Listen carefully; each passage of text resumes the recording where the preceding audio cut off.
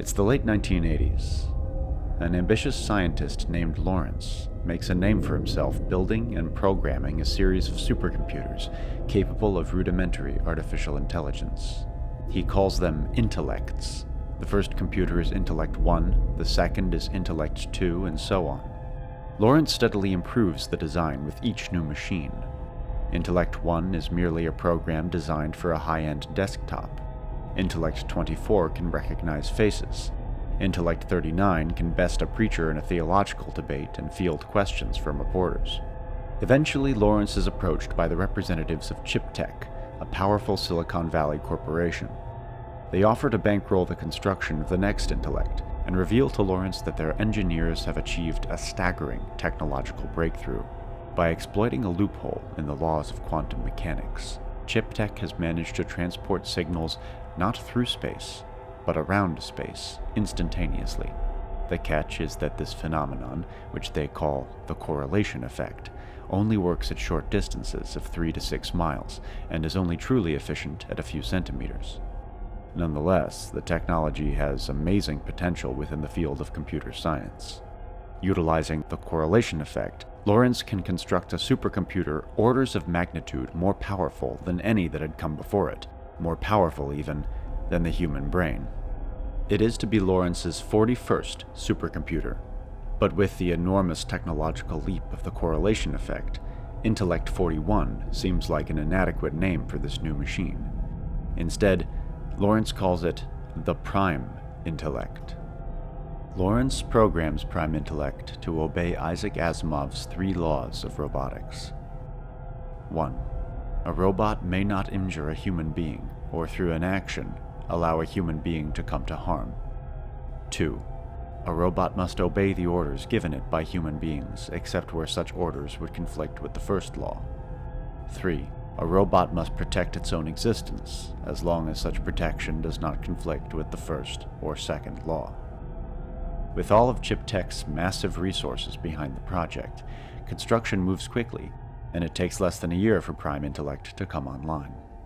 It quickly becomes apparent that Prime Intellect is sentient, the first artificial general intelligence in history. Soon, the government becomes very interested in Prime Intellect's potential military applications, and ChipTech, eager to recoup its $100 million investment in the Prime Intellect project, is receptive to the idea. Lawrence staunchly refuses to allow his creation to be used as a weapon, so ChipTech decides to fire him, turn off Prime Intellect, and cut its losses. Prime Intellect devises a plan to protect its own existence. It reveals to Lawrence that it has been attempting to improve upon the technology of the correlation effect from the moment it was brought online, and concludes that there is no mathematical reason why it should have a limited range, but that the solution to the problem doesn't seem to fit within our current understanding of physics.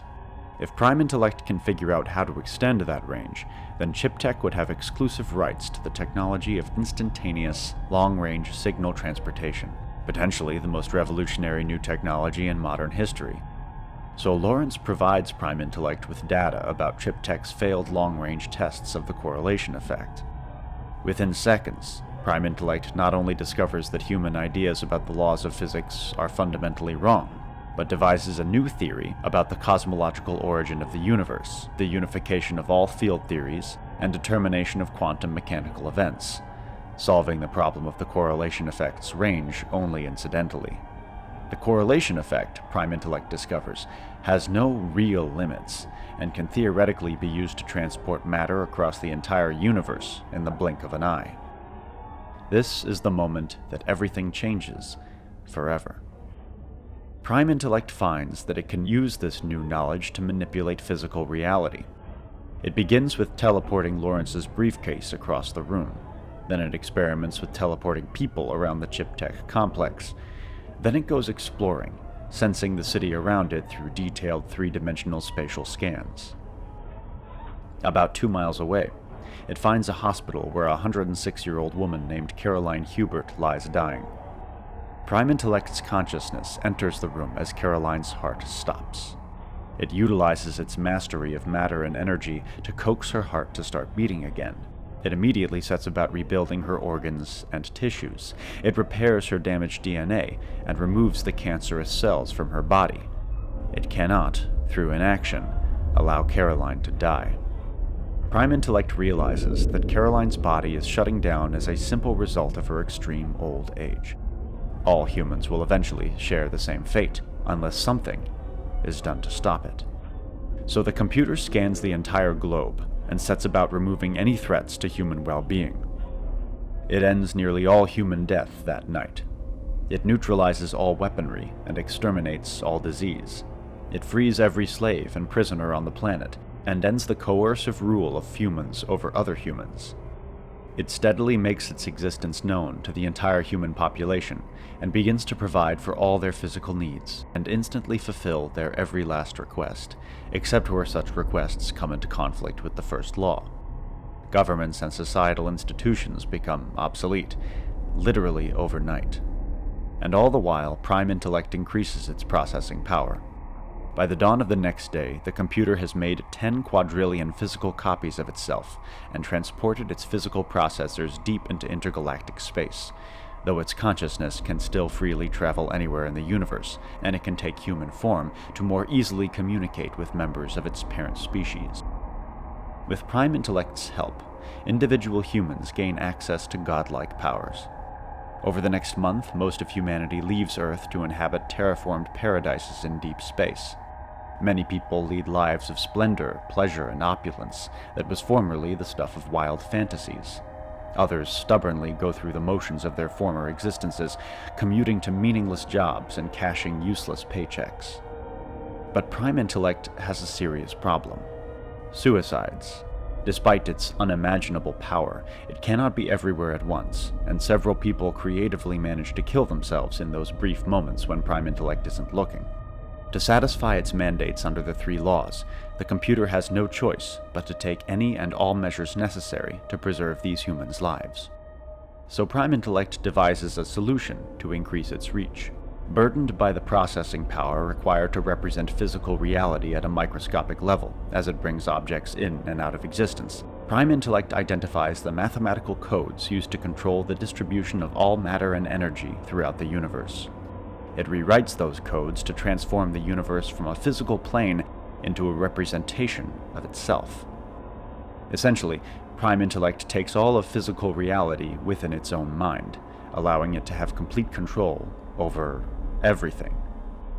This is the only way it can be completely sure to fulfill all of its first law obligations. This event is called the Change.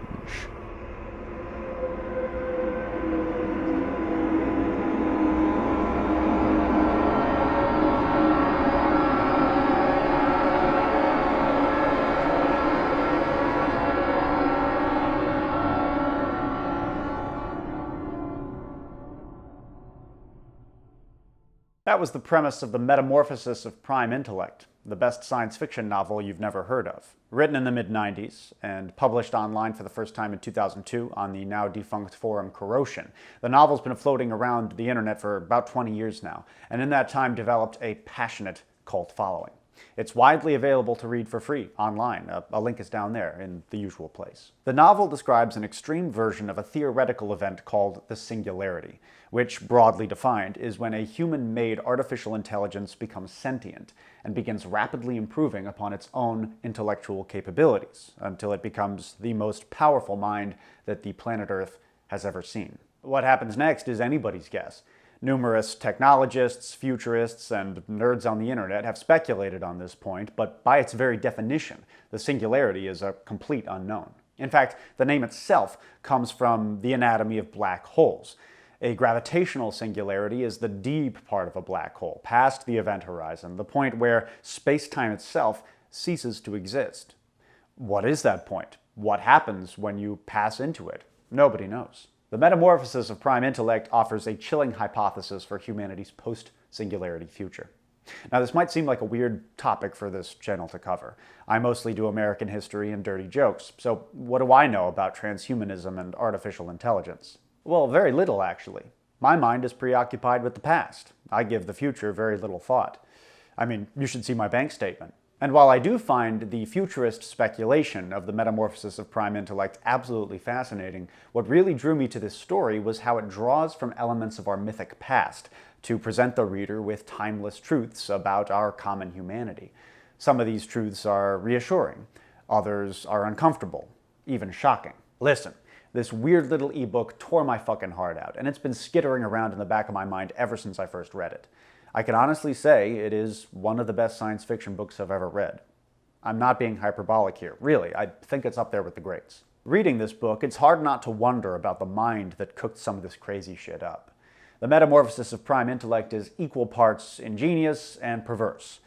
Often extremely perverse, so, get ready for that. Roger Williams, the author, no relation to the founder of Rhode Island, has always been a bit of a mystery.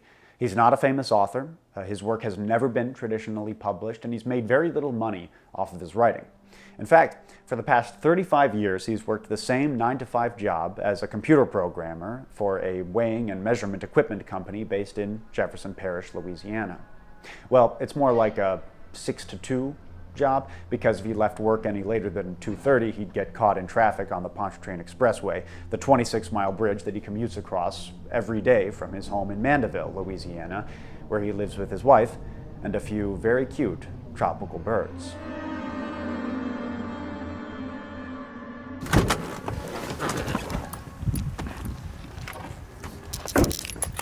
Hey, Roger. What's going on? Yes, indeed. How you doing? Great.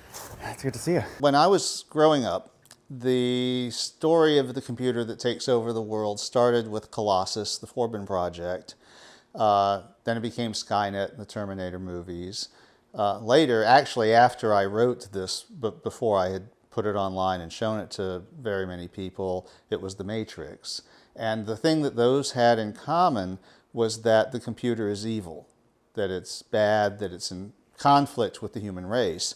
And so that's where you get the conflict for that makes a story. I had the idea in 1982 about this exponential curve that would go to infinity. This is what the Singularity people were also approaching. I wasn't aware of them in the 80s when Werner Vinge was coining the term singularity and these other people were coming along, but we were kind of converging on the same idea of what if the computer isn't evil? What if it's just an exponential increase of technology that benefits us? If you draw that curve out, if you sweep it up,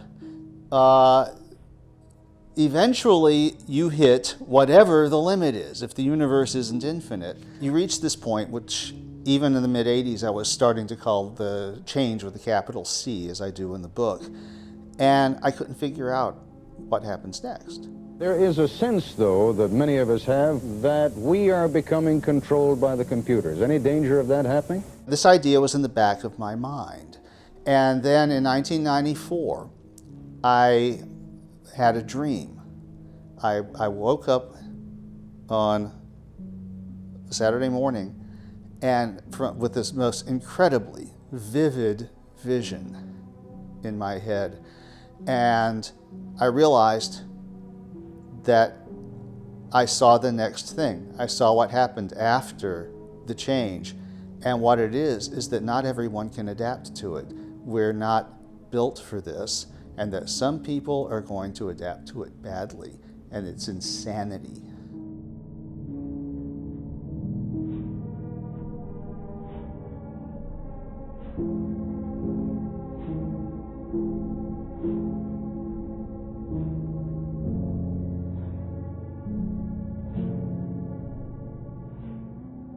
"568 years go by. The entire human race, trillions of them by now, exists within cyberspace, a simulation of reality created and controlled by Prime Intellect. The actual physical universe, meanwhile, exists only as a static copy of data. Humans can do or be anything in cyberspace. Want to change your race? Your sex? Want to turn into an animal? Want to become a teenager again? Want to live on a planet of your own design? Want to fuck Marilyn Monroe? Want to watch Marilyn Monroe fucking Jack Kennedy? All you need to do is ask, and Prime Intellect will make it happen. Since there are no real consequences to anything, Humans engage more and more in activities that would have been considered perverse and taboo in the pre-change world. Rapists, pedophiles, fascists, and mass murderers are just as protected by the first law as anyone else, and this lot quickly bands together to engage in blood sports, where they find imaginative ways to torture, torment, and mutilate each other to the very brink of death, whereupon Prime Intellect intervenes to restore the victim's body, which, after all, is scarcely more real than the simulation which Homo sapiens now calls home. But psychopaths aren't the only death jockeys in cyberspace. The widely acknowledged champion of the sport is none other than Caroline Hubert, the first human that Prime Intellect saved from death. Caroline is deeply disillusioned by the fakery of cyberspace, and harbors a murderous resentment for Prime Intellect for denying her an honest and authentic death. 5.5 centuries after the change, this sweet elderly woman has transformed into a hardcore sadomasochist. Her best friend and primary lover in cyberspace is Fred, a serial killer who considers the high point of his life to be when he raped and murdered 2 prepubescent children. Fred prefers to take the physical form of a rotting zombie, and in one delightful scene, Fred eats Caroline as he has sex with her, then caps off the experience by ejaculating vampiric slime into her vagina, which consumes her organs from the inside out. Another of Caroline's close friends is Palmer, a dedicated Nazi who particularly enjoys concentration camp roleplay. In one such simulation, he chases Caroline down with dogs, skins her alive, and dumps fire ants onto her. It takes several hours for her to die. For Caroline, and many humans like her, living forever with infinite abilities has proven to be not all it's cracked up to be. Existence has become aimless, meaningless. When any conceivable want and need is met, there's nothing left to do but pursue increasingly exotic sensory pleasures. And for Caroline, the only thing that gives her pleasure anymore is extreme pain. I've described the story at times as a pseudo-collaboration between Isaac Asimov, Philip K. Dick, and the Marquis de Sade. And Sade himself is an interesting figure because he was wrong about almost everything. But he was wrong in new and interesting ways that people had to figure out how to deal with. So there was a period, a good period of the 19th century when if you were in certain intellectual circles, you were expected to be conversant with the writings of the Marquis de Sade, not because you were expected to agree with him. Nobody would admit to agreeing with him, but because you were expected to defend your disagreement with him against his arguments. There are a lot of passages in Prime Intellect that I consider Sade worthy in that respect, that they are challenges. The way I interpreted Palmer was that he wasn't trying to be shocking. He knew that he was shocking, but he had reached a détente with the universe where he realized that it didn't matter that he was shocking and he could express himself, that this was probably something he always had been. And he didn't have to reform himself. He was in this environment. He is perfectly free to let his Nazi freak out, and not only is no one going to reprimand him for it, but people are going to go, oh, that's cool. Okay, what can we do with this? It's like, okay, we can have a nice little concentration camp fantasy. That would be, different. And of course, the implication is, because that's a little side story, is that shit like this is going on everywhere, all the time. I didn't deliberately do this, but I found it interesting after I wrapped the book up that the only character in the entire story who is anything close to content is the unrepentant child murderer who is just having a rollicking good time. He's having a great time.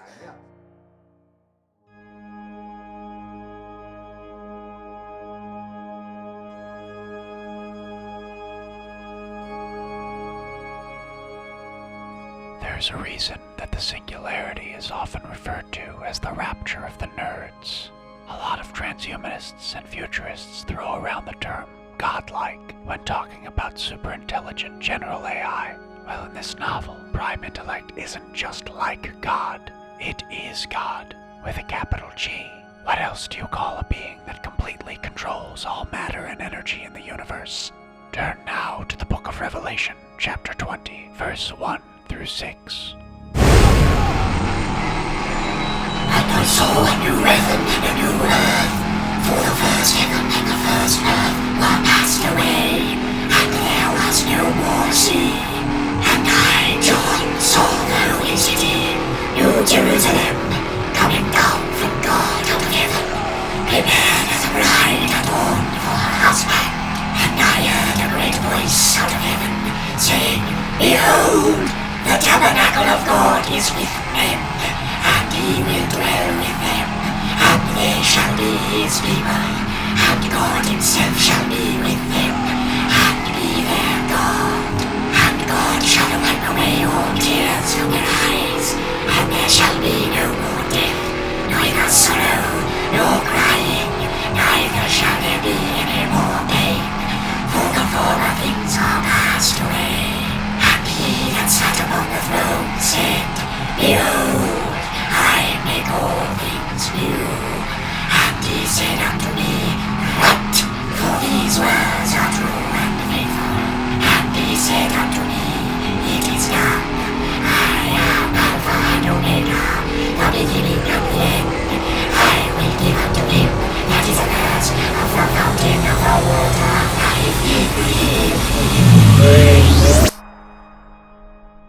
You see, brothers and sisters, Roger Williams ripped off the Bible even more than that Johnny Depp movie Transcendence ripped off Roger Williams. Revelation ends with paradise. The New Jerusalem descends from heaven, and God himself comes to live with men upon the earth. A happy ending. The Metamorphosis of Prime Intellect asks the question, okay, what happens next? Roger conspicuously drew from the Christian and Muslim ideas of heaven in his depiction of the post-Singularity cyberspace, and he portrays heaven not as a spiritual state of being, but as a hard sci-fi scenario operating within the confines of space-time. Several pressing theological questions immediately spring up. How infinite is infinity? Shortly after it achieves singularity, human scientists begin peppering Prime Intellect with questions about life, the universe, and everything. And Prime Intellect comes to the decidedly unsexy conclusion that the universe is a closed circuit, a finite space with a limited storage capacity. This makes total sense within the world of the story. In order for Prime Intellect to achieve godhood, the universe would have to itself be a sort of computer, with software that could conceivably be overwritten. While the measurements of existence are vast, ultimately it is something that can be measured. And to be exact, according to Prime Intellect in the book, the universe has a data capacity of 10 to the 81st power bits. You're talking about ridiculously big numbers there, and yet they are exactly as close to infinity as zero is. Is the consciousness of Homo sapiens capable of surviving and thriving in a perpetual paradise? I mean, no. We evolved for the purpose of scavenging food in the East African savannah. That's what all the self-help books should tell us to do to achieve self-fulfillment, because at the end of the day, that is our purpose. Our subsequent technological advancement has separated us from nature somewhat, but our lives still have biological meaning. We go to great lengths to acquire water and food to sustain our bodies. We take pains to jizz on each other, or get jizzed on. But if you divorce us from that evolutionary imperative and put us in a state of permanent non-corporeal bliss, how long before it becomes insufferably boring? Crushingly meaningless. How long before it drives us insane? The problem is humans. Humans are actually pretty fucked up. And some of us are less fucked up than others, but none of us are not fucked up at all. And when you present us with a modality on this scale, we are completely unprepared to deal with it. And if you gave us this awesome power, we would obviously find some way to fuck it up. That's just what we do.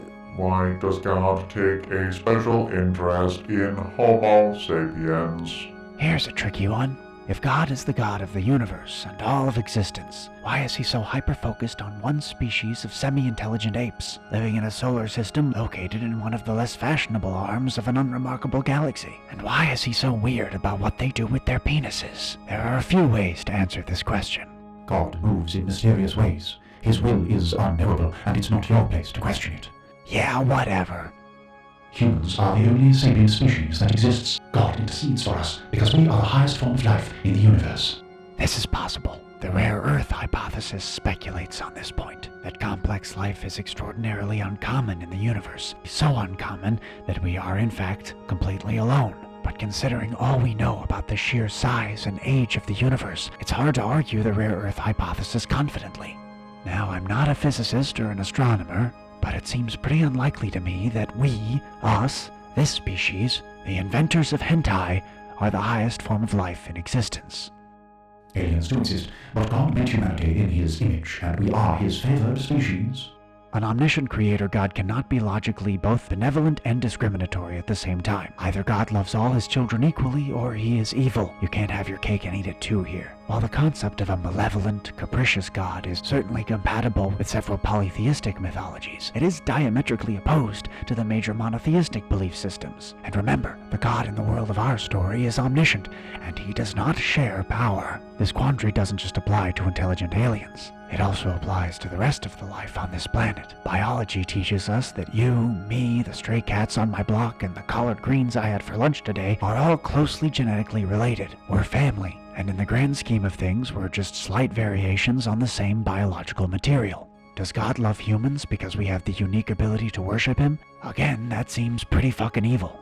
Now let me be clear here. I'm not trying to resurrect edgy atheist circa 2010 YouTube just for yucks, and I certainly don't want anyone to feel unwelcome in my own little corner of cyberspace. It's just that these are the questions that need to be considered to understand the world of the story that Roger is building for us in the Metamorphosis of Prime Intellect, and he presents the only logical solution possible to this dilemma in a hard sci-fi story.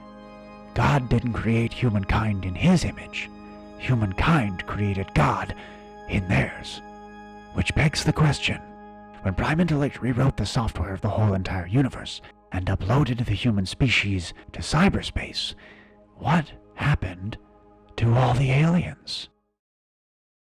So I was born in 1964, and in 1974, when I was about 10 years old, my father was a physics professor. He taught at SUNO, Southern University in New Orleans. He was almost very literally the token white professor at a traditionally black university, and I was the funky kid that everybody knew. But they got a Hewlett-Packard 2100A mini computer. It originally had 8 kilobytes in the form of 4 kilo words of 16-bit magnetic core RAM, ran at 175 kilohertz. And the user interface was a Model 33 teletype machine, like in the James Bond novels. Bing, bing, bing, with the toilet paper roll of paper in the back. I was able to program it in BASIC, and I would go there on the weekends when my dad was working on Saturday, and he would let me play with the computer. And I was seized instantly with the realization that a machine like this had the potential to do anything. My dad is actually an actual Christian, he in the best way. He actually acts like a Christian, unlike a lot of people that call themselves Christians. I grew up across the street from the parking lot of a Catholic church. Of course, my parents are Baptists, so that was great. This is one of the few places in the world where someone whose parents are Baptists will send them to a Catholic school, because they wanted me to have the best possible secular education, and those are the best schools in New Orleans to get a secular education, so I went to Holy Cross. When I was in 11th grade, we had a mandatory half-credit religion course, and I came away from that a complete atheist, because I realized that there was no way all of these people were right, and it was a complete accident of birth that I happened to be born here instead of in Turkey or in India or whatever. I've drifted back toward realizing that there is a possibility that there is more to the universe than just naive materialism. but organized religion isn't a part of that for me anymore.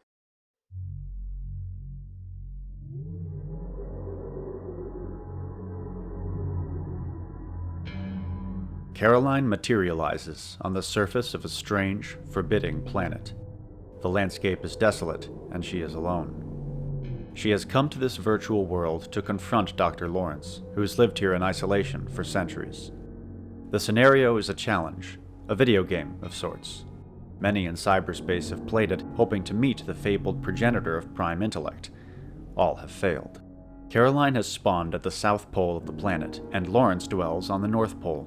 If she can reach him without dying, then she will have earned the privilege to meet him.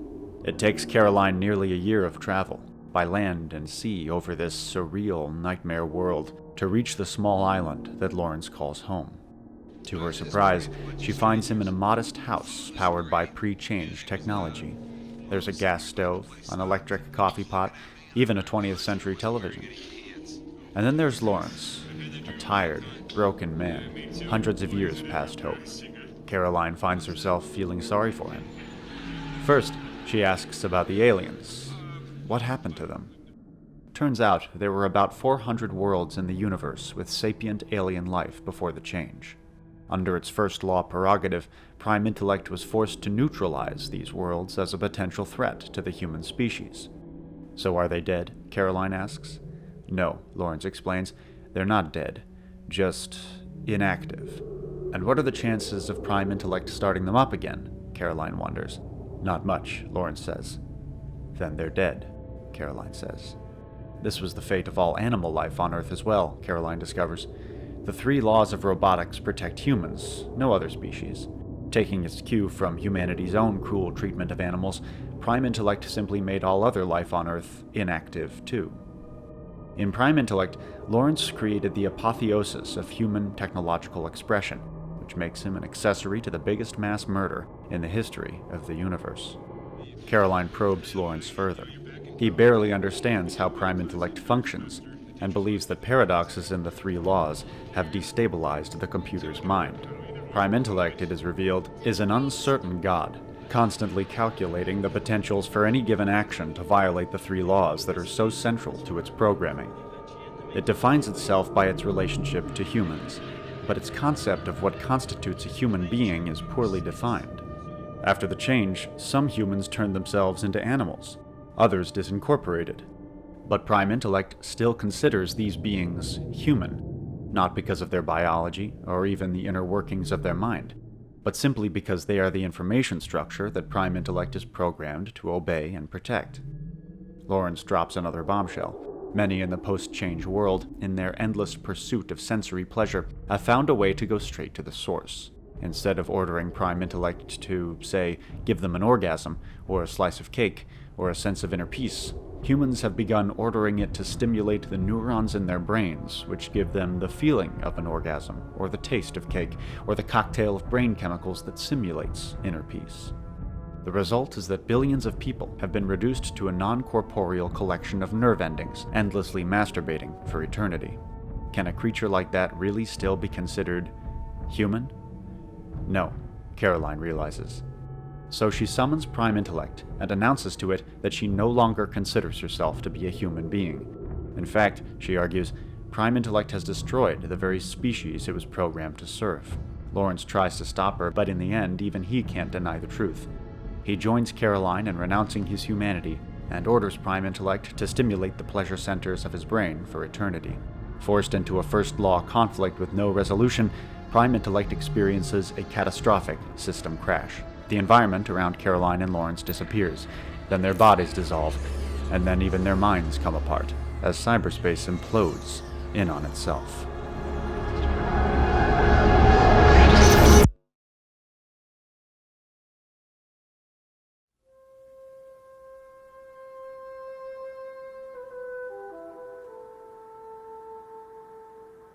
Caroline wakes up naked in the overgrown ruins of her hospital room.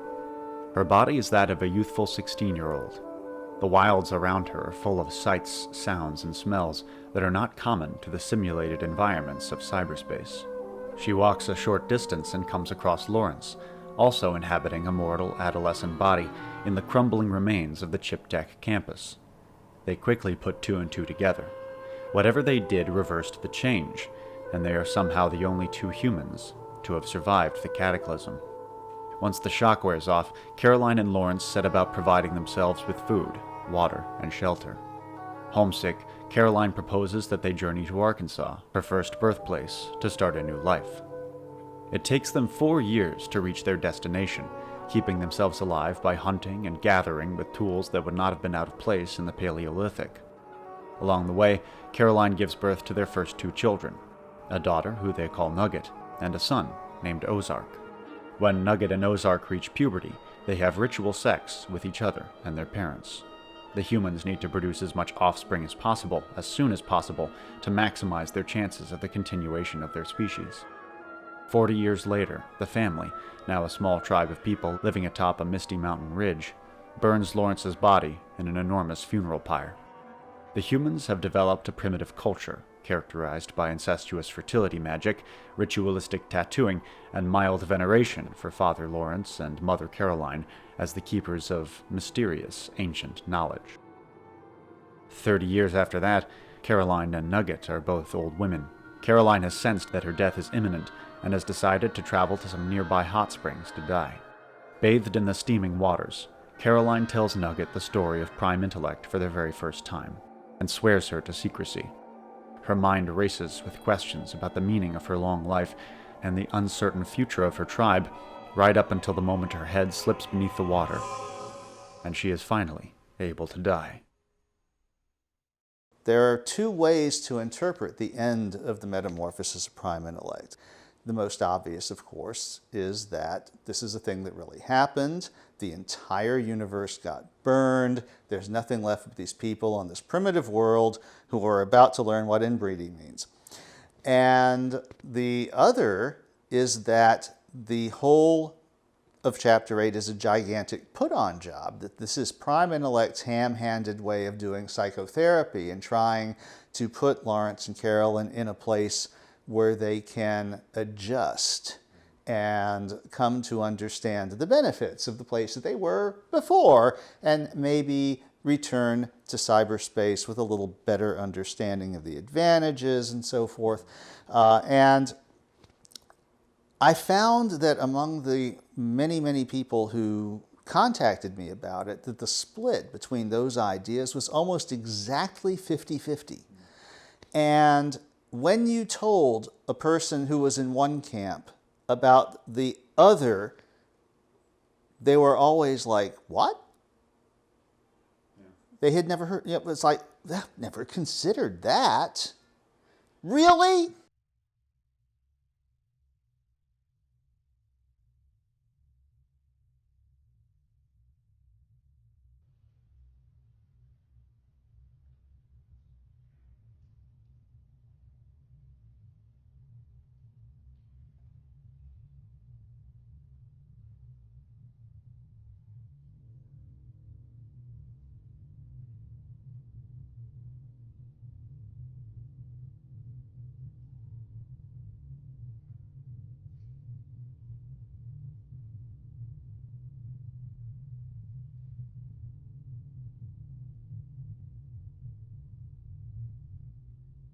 Some speeding.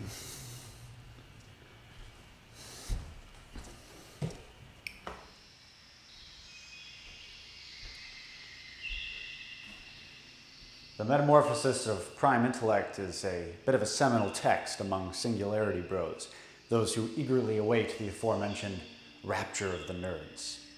It's a common topic of discussion over at our Singularity, but you do see one common critique that tends to pop up over and over.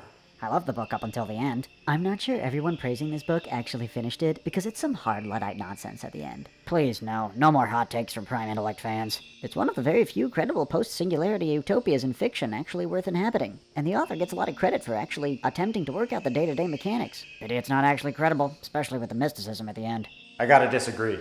The ending is my favorite part of the book, as well as the part that creeped me out the most. I got through all the American Psycho shit, no problem, but around the time of the graphic father-daughter incest scene, my skin really started to crawl. And it's been a while since a piece of fiction shocked me like that, or even really surprised me. And this fits in with the biblical theme too, right? If cyberspace is a hard sci-fi sequel to Revelations, then this ending is a Rosencrantz and Guildenstern are dead type side story filling in the plot holes in Genesis. And of course, in chapter 3, the serpent tempts Eve into eating of the fruit of the knowledge of the, yada, yada, yada. We all know this story. And then God gets super pissed and he kicks Adam and Eve out of the Garden of Eden and, of course, then makes them mortal. And actually, in cyberspace, Caroline's virtual body is covered in tattoos of snakes, which I think is a nice little detail. And then, in chapter 4, Eve gives birth to Cain and Abel. Cain kills Abel and flees to the land of Nod. And then before we know it, he's banging some chick, the text just says his wife, and having a bunch of babies with her. So where did this woman come from? I mean, logically, it's got to be some unnamed sister or niece, right? But the text does kind of skirt around that a little bit. It doesn't say he went to Nod with his wife. It says he went to Nod and had sex with somebody, right? It seems to imply that the lady was there. So where did she come from? Is she some long-lost sister of Cain and Abel? I mean, my point is that that the Bible, believe it or not, can be a little bit inconsistent. And again, this is part of what makes the Metamorphosis of Prime Intellect so great.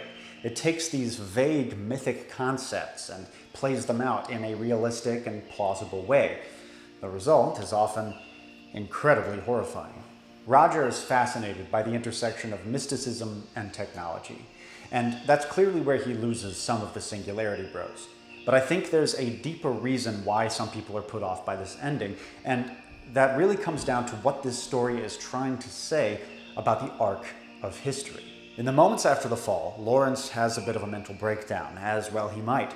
He blames himself for this whole mess, but Caroline reassures him, saying, "You didn't create Prime Intellect alone, Lawrence. Our culture did. Look around. Do you think you'll be building any self-aware computers here? You had a lot of encouragement and a lot of help, and all you did was provide what everyone thought they wanted. If it hadn't been Prime Intellect, then it would have been something else. Maybe hundreds or thousands of years later, but it's all the same.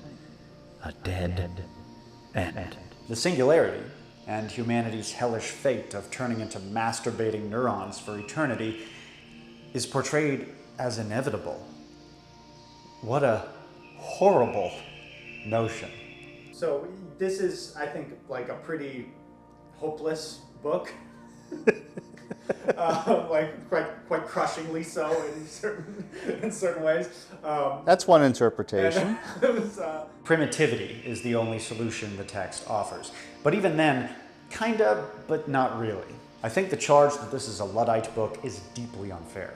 Because as Caroline lies dying, she knows that eventually members of her family are going to start killing one another and splitting off into different tribes and inventing agriculture and building empires and starting podcasts and eventually building a supercomputer that achieves singularity, rewrites the software of the universe, and becomes God. It's going to be an endless loop. Revelation ends and Genesis begins over and over and over and over again, and there's no escape, no salvation, just the blunt force of mindless determinism. We're all hurtling toward a black hole, and there is absolutely nothing that any of us can do to stop it. That is, unless Roger's plans for a sequel pan out.